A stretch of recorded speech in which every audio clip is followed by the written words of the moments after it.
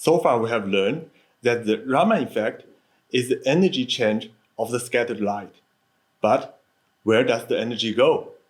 Overall, a molecule has a lower potential energy than individual atoms.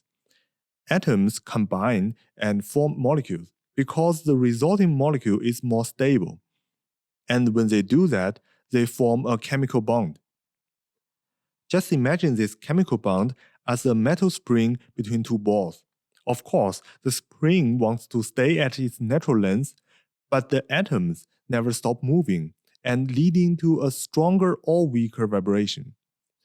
The famous physicist Erwin Schrödinger found that the vibration energy can only take certain separate states.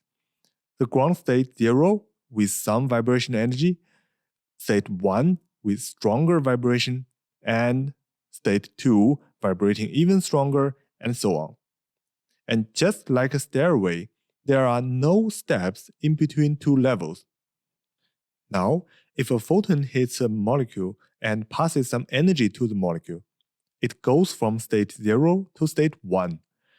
The photon will in turn scatter with less energy and longer wavelengths. And just like that, Raman scattering happens.